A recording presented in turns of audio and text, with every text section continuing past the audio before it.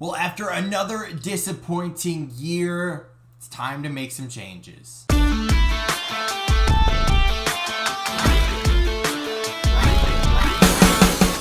What's on, guys? Jay Hoyd back with you today. Welcome back to episode number 18 of our franchise mode with the Buffalo Sabres. We are here in year, what are we? Is it 5, I think? 4 or 5, somewhere in there, in the offseason once again. So we are now 1 year removed from actually making it to the playoffs this past year.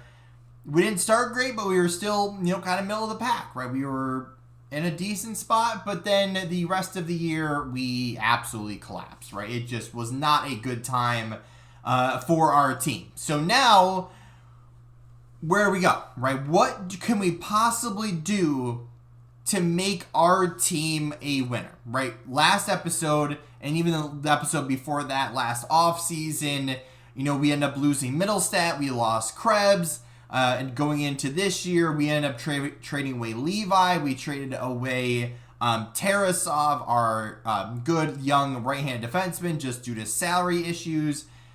And arguably, our team looks a little bit more balanced now, but still we're not getting the results. So what do? Right? If anyone has played franchise mode, what would you do in this situation? Now, realistically, something that crossed my mind is relocating the team. Now, would that help? I don't know, right?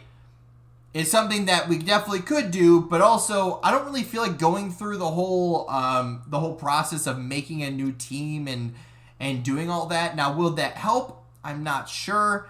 And maybe even going in next year, in NHL 25, we'll play that and see how that pans out. And maybe that's something we do, or maybe we start another one this off season, and we'll see what happens there. But something that's been on my mind is that, right? We're 5 years in, or something like that and we just haven't had any success. So maybe we'll do that.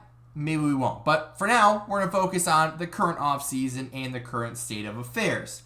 So one thing we already did is swap around our coaching staff, right? We basically fired everybody that was in the NHL, and we brought up everybody in the AHL as our head coach and assistant, and associate and assistant coach. I know I'm kind of blocking it there. But we have 3 new coaches up there. We have to hire a new goaltender coach for both of our teams. But yeah, all that stuff did swap around. We fired, everyone that was in the NHL. So that's where we're at. Other than that, I think we are in a good spot. But either way, we have the 14th overall pick, and I don't anticipate making any trades. So let's go to our first round pick and see who's out there. We were able to trade up to the 11th overall pick, only giving up a 6th round pick and a random prospect. So I do think that was a very good trade, getting us up. It's only a couple positions, but given what's up here,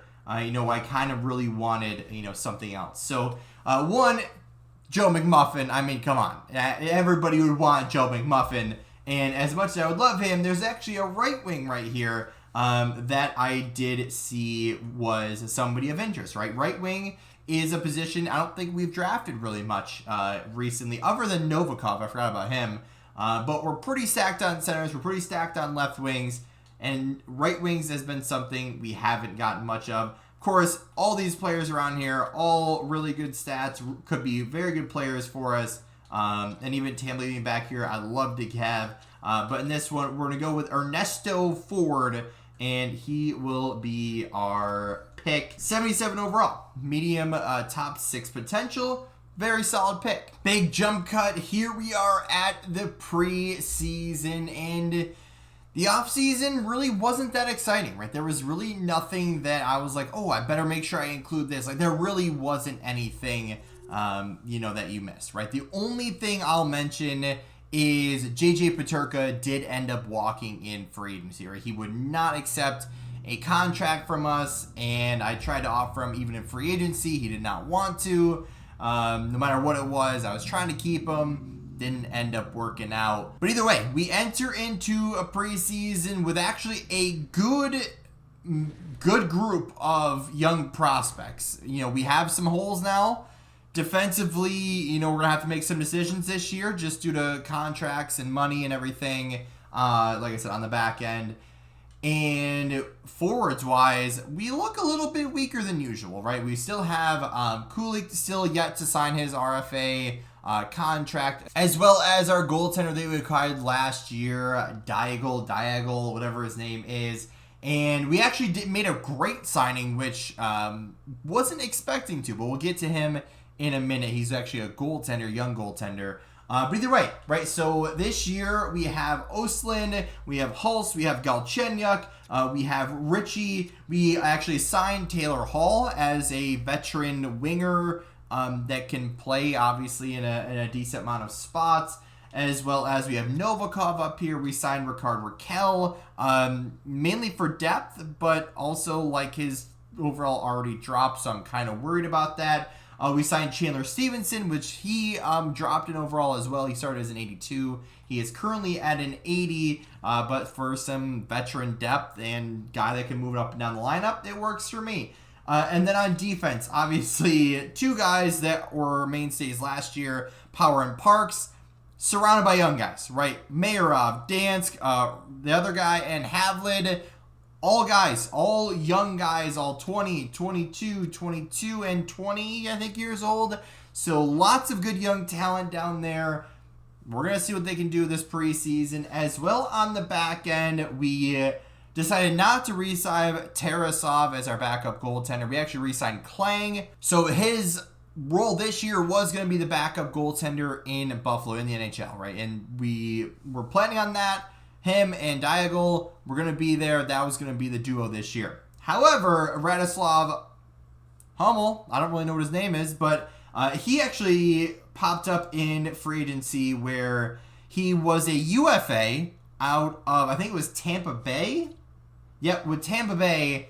Hasn't really had the greatest start to his career. Not terrible numbers, but not great numbers either. But now he's an 85 overall, starting goaltender, medium elite potential, former third-round pick, and we got him for basically nothing, right? For 2 years at $900,000, that's a great deal, right? Whether we end up trading him, whether he ends up becoming our goaltender of the future, I don't know. But for now, he will serve as a platoon goaltender in the preseason, and then we'll go from there to see what else has happened. So nothing else that I can think of happened.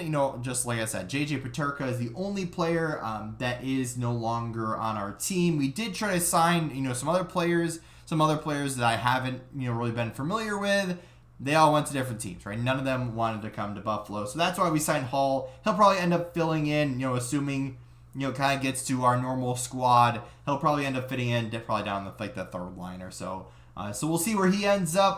Obviously, Lafreniere looking for a better year than last year, and obviously lots of young players looking for spots as well. So I'm not afraid to put young guys in that spot as well. Maybe they'll rotate with Hall too. I don't know, but this is where we look at from the preseason point of view, and we look to get back on track and hopefully make our way back to the playoffs. That's going to do it for today's video. If you did enjoy, hit the like button down below, subscribe if you haven't already, and as always, guys, we'll see you in the next one.